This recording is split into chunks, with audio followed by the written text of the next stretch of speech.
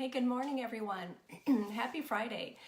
Something happened last night that just got me so excited and just really made me think of a lot this morning, and I wanted to share it with you. So last night, a group of us got together in my business and we did a presentation. So it was great. There were lots of people in attendance and it was so fun.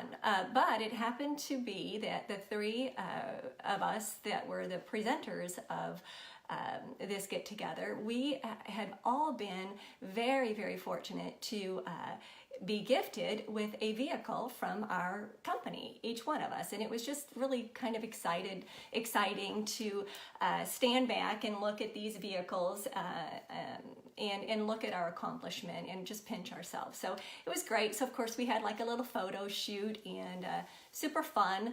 And I couldn't help but looking at the vehicles lined up and notice that each one of us had vanity plates, personalized plates, and each one of the personal plates had something that kind of signified us.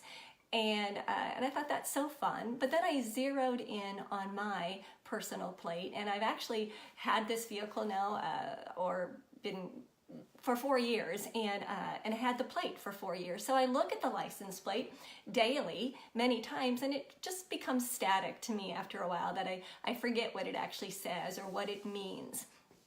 But there's such significance in my personalized plate that it just brought up all these memories again. There's a reason why I made this personalized plate. I'm actually going to put a picture in the comment section below so you can see it and you can see what I'm talking about. But I bet you're wondering, okay, all right, what's the personalized plate? So my plate, my license plate says purpose. And when it was time to get a license plate, I knew that's what I'm getting. I'm getting it and it's going to say purpose. And here's why. For years, I just sort of coasted through life not knowing exactly what my purpose is. Now, I'm not saying we have a single purpose. Many times it's multiple purposes, but I am saying that there is usually one or two things that are so alive inside of us that we tamp down and we forget what they are. In my situation, I was extremely shy for years and very not confident. And that just sort of went into my years of motherhood, and I became embroiled in that, which was a wonderful, wonderful, wonderful thing, a gift. And I forgot who I was. I just sort of coasted. And I know I'm not the only one that has done that before. So I thought I'm going to hop on here today and ask you, hi Jennifer, hi Mike, ask you, what is your purpose? What is your purpose or purposes? Let me give you the definition of purpose. Purpose in the dictionary is the reason for which something is done or created or for which something exists. And I believe with all my heart that we are all here for a reason. We are all significant. We are all one of a kind. We are all perfectly imperfect. We're not here to take up space, but we're here for a purpose with all my heart. So when it was time to, hey Bridget, when it was time to get my personalized plate all those years ago, I'm like, purpose, because it motivates me that I'm not just taking up space. So the sad part is that there are many people, and you know them and I know them, that walk through life and they don't have a clue what their purpose is or purposes are. And it's sad.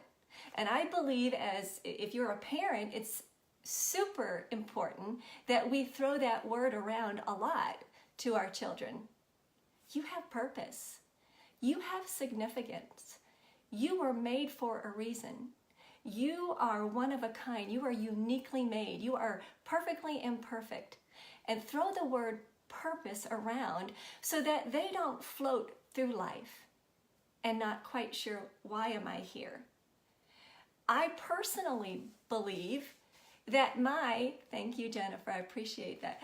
I personally believe that my purpose, and it took digging, It took a lot of digging, but my purpose is to bring value to people by the spoken word and the written word.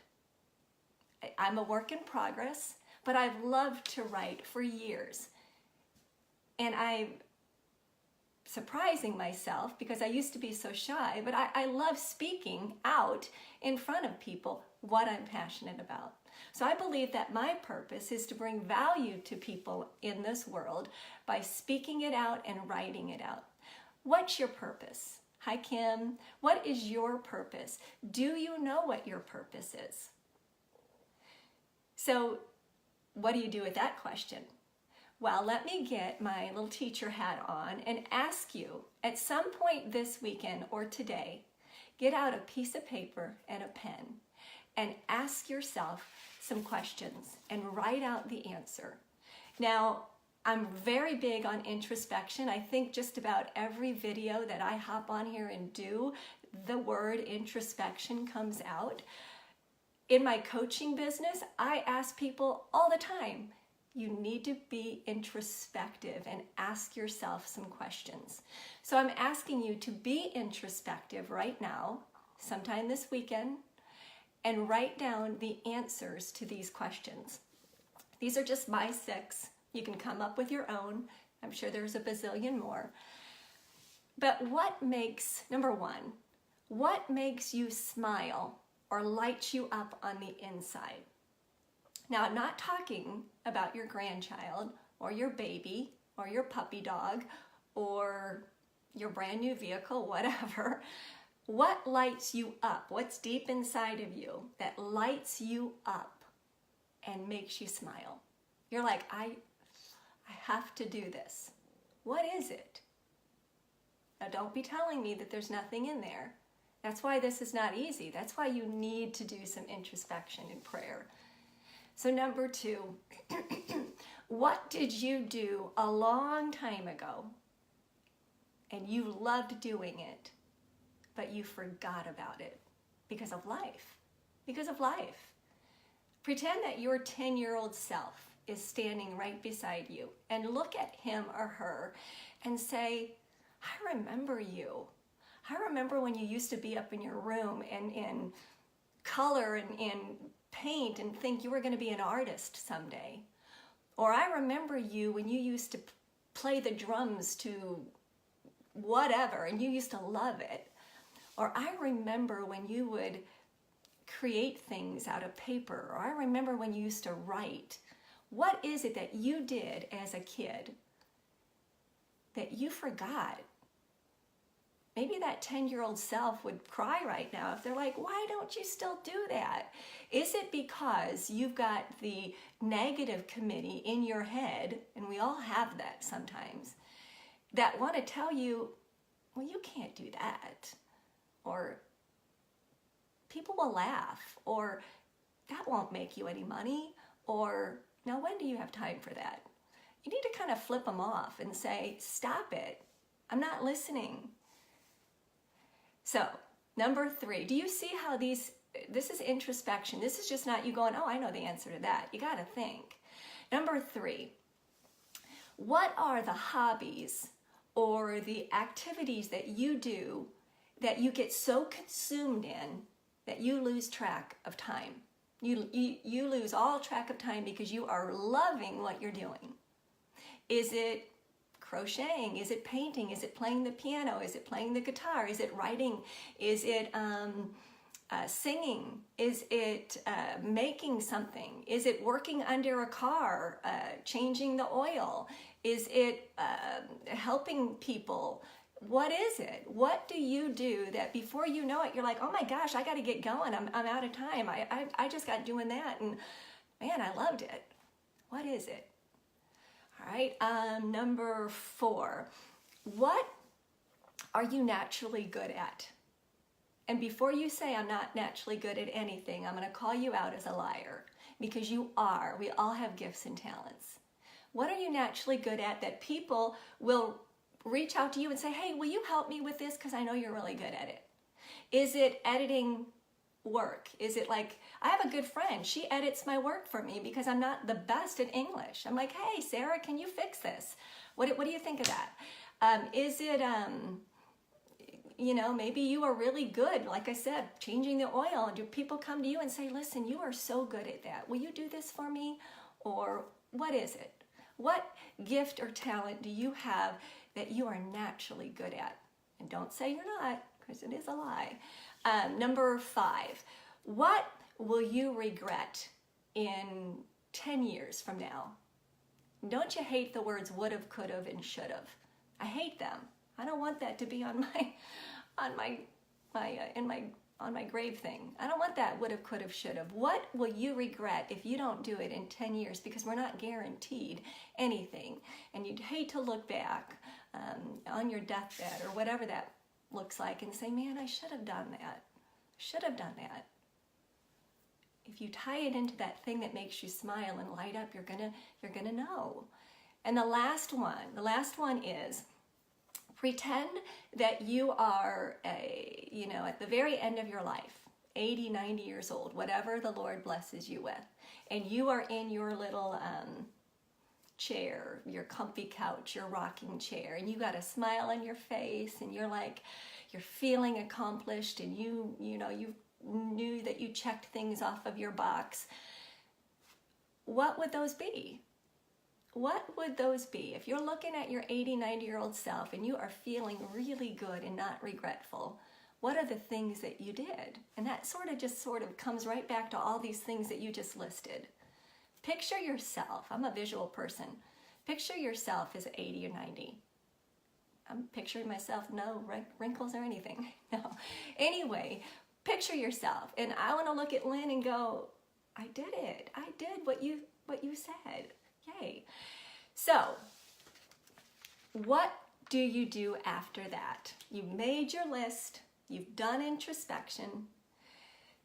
Stephen Covey, I love Stephen Covey. He wrote 7 Habits of Highly Effective People. He has a Covey planner out there. I tried using it and I couldn't because it wasn't my style, but he's great. He's great. And he talks about mission statements.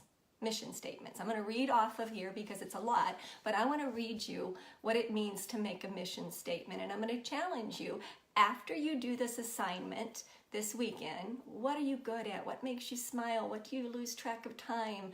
What would you tell your 10-year-old self? What would you look at your 90-year-old self? After you do all of that, do a mission statement. Do a mission statement. And here is what he says about a mission statement.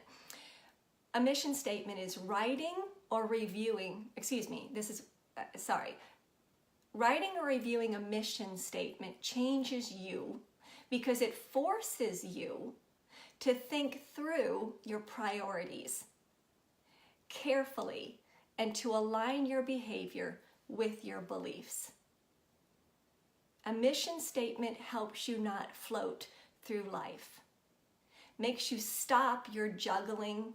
You're running around on the hamster wheel. You're catching yourself going here and there. It makes you stop and prioritize deeply. It forces you to think. So make a mission statement, and a mission statement has three parts.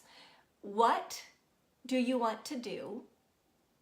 Who do you want to help? Because we have to help people. We're not here to not help people. And number 3, what will be the result of that? What value will you create? So what do I want to do? Who do I want to help? And what is the result of me doing those first 2 things? So that all happened because I took a picture in front of my vehicle with the word purpose on the license plate. So I'm so glad I did, because it's renewed something in me to make sure that I am living out my purposes.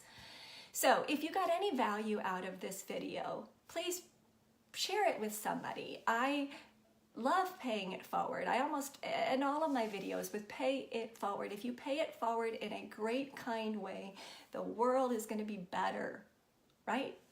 And that's what we're called to do. So that's my video. Thank you for watching. Please share it. I love comments, so I know that I'm not just speaking to my chalkboard right there. Anyway, thank you so much and have a great weekend. Appreciate you watching.